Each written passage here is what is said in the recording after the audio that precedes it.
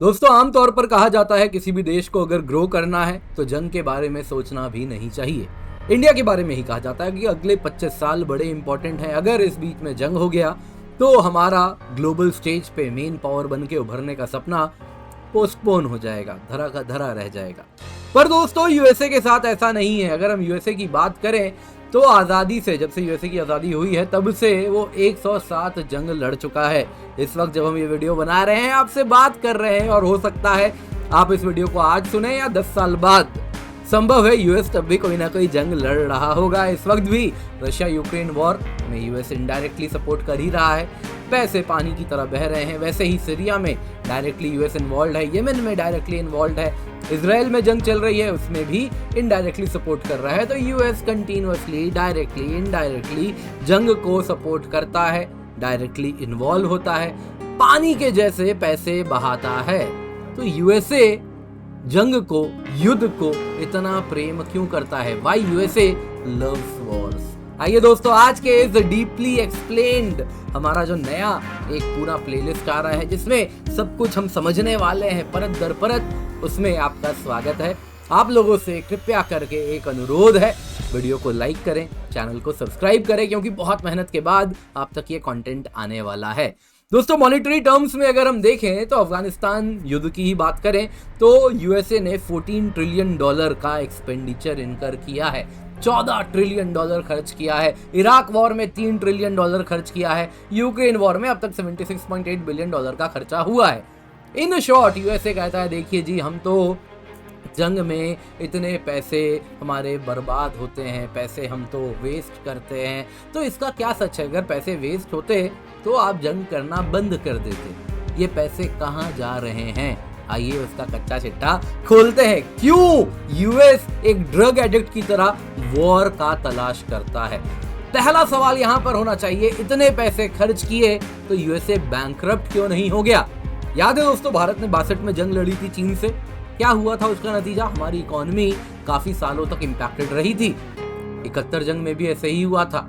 जब भी वॉर होता है कंट्रीज बैंकरप्ट होते हैं। सोवियत यूनियन की बात करें, आपको याद है क्या हुआ था? सोवियत यूनियन जब अफगान इन्वेजन किया था, उसके बाद इतने खर्चों के बाद कहा जाता है सोवियत ब्रेकअप के पीछे एक मेजर कारण रहा। लेकिन यूएस टाइम बाय टाइम जंग पे जंग लड़ता जा रहा है, ट्रिलियंस ऑफ डॉलर इसने झोंक दिए। यूएस बैंकरप्ट क्यों नहीं होता? पहला सवाल यह आता है। दूसरा सवाल यहाँ पर उठता है, क्या यूएस इन जंग के बदौलत जी रहा है? क्या यूएस का सिस्टम कुछ ऐसा हो चुका है कि ये बिना वॉर्स के सरवाइव नहीं कर पाएगा? आइए दोनों को एक एक करके समझते हैं। सबसे पहले जानते हैं कि यूएस कैसे इन वॉर को फंड करता है विदाउट अकाउंटेबिलिटी। ये समझना है तो सबसे पहले आपको ये इमेज देखना होगा। दोस्तों ये चार्ट आप देख रहे हैं, ये बता रहा है चाइना का फॉरेन एक्सचेंज रिजर्व कितना है। चाइना के फॉरेन एक्सचेंज रिजर्व की बात करें तो $4 ट्रिलियन 2013 के आसपास था, और अब अभी भी अगर आप देखें तो करीबन $3 ट्रिलियन का फॉरेन एक्सचेंज रिजर्व है। चाइना का ये फॉरेन एक्सचेंज रिजर्व कैसे बना? दोस्तों 3 जनरेशन चाइना के लोग इस प्रकार से काम किए हैं, 12-12 घंटे, 14-14 घंटे रोज काम किए हैं। उसके बाद सामान दुनिया को बेचा है, और उससे जो प्रॉफिट बना है वो जमा कर करके 3 जनरेशन का पैसा है $3 ट्रिलियन। अब दोस्तों आपको एक बात बताता हूं, यूएस को अगर $100 का बिल छापना है तो केवल 17 सेंट खर्च करने होते हैं। लेकिन चाइना या इंडिया को क्या करना होता है?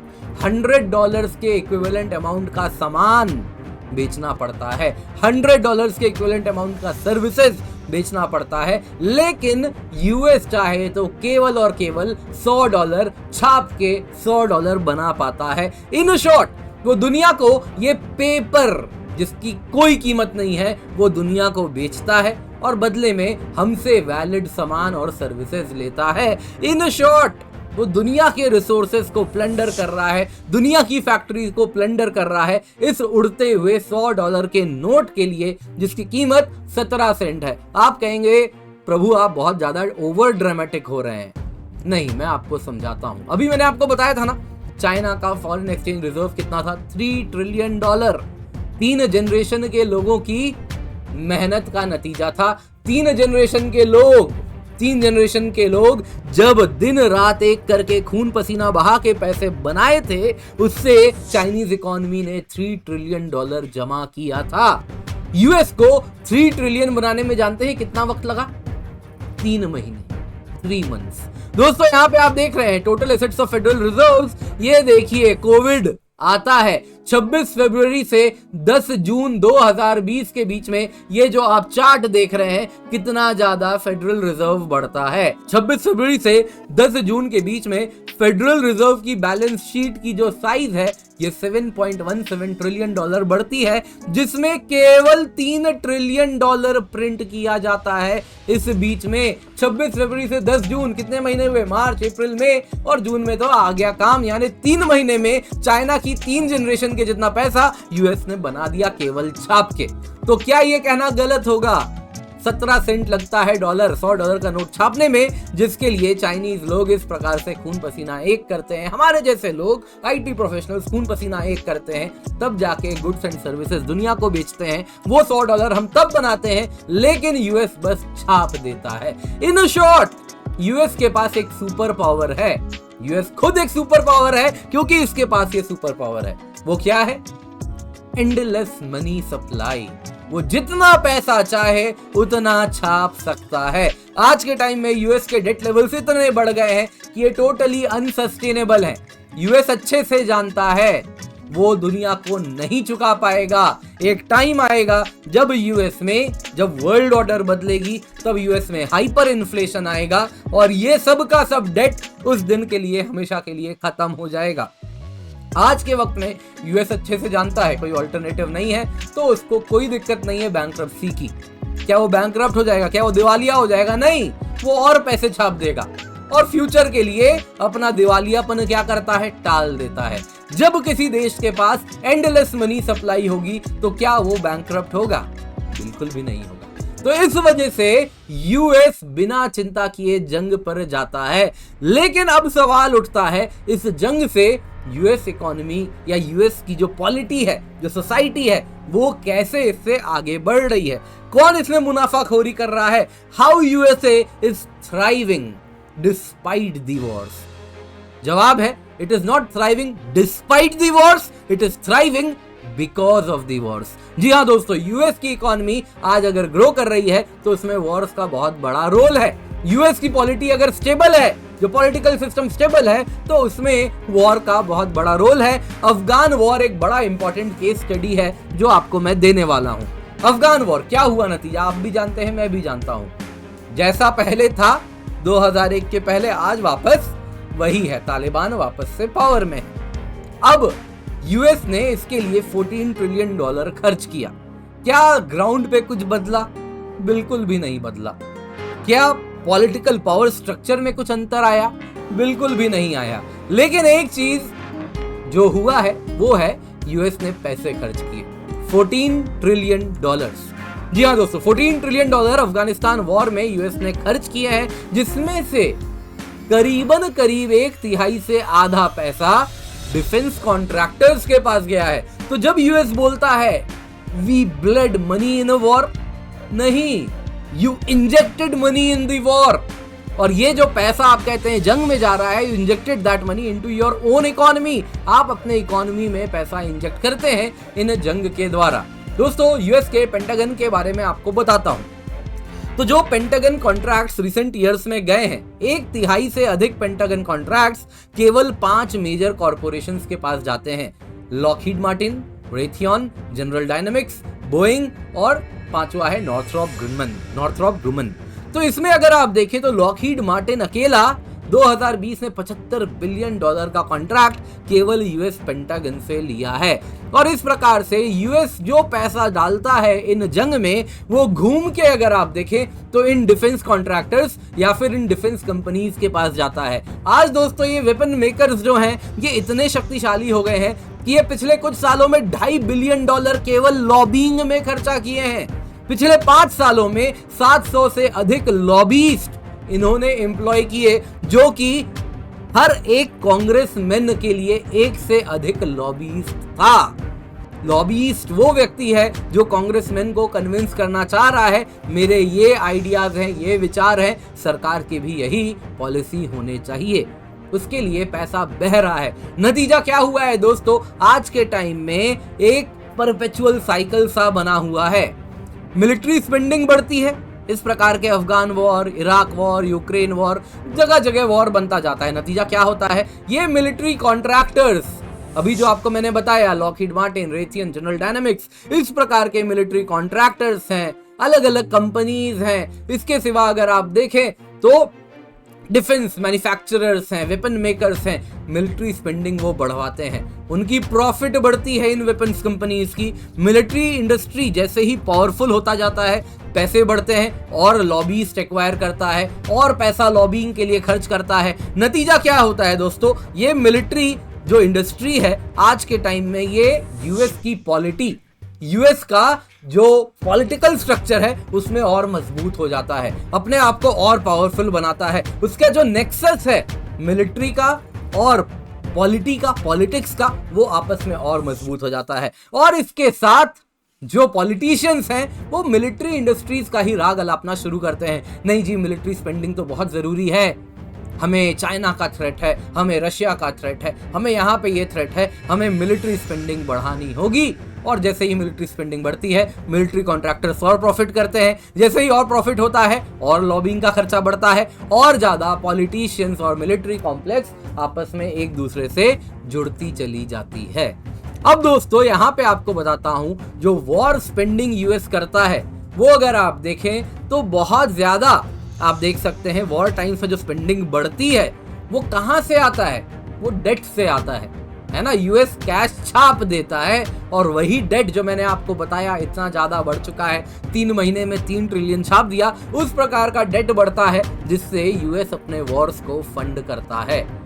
लॉन्ग टर्म इंटरेस्ट रेट वहां के कंज्यूमर्स के लिए बढ़ता है जैसे जैसे बढ़ता है, लेकिन क्या आपको लगता है वहां के पॉलिटिशियंस केयर करेंगे? बिल्कुल भी नहीं करते। आप देख सकते हैं फेडरल डिफेंस में अगर $260 बिलियन खर्च हुआ है तो विंड एनर्जी में खर्च करते तो इतने ज्यादा और जॉब्स क्रिएट होते, प्राइमरी सेकेंडरी स्कूल में इतना खर्च करते तो इतने ज्यादा जॉब्स क्रिएट होते।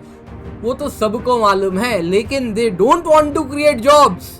उनको इससे मतलब है। कैसे?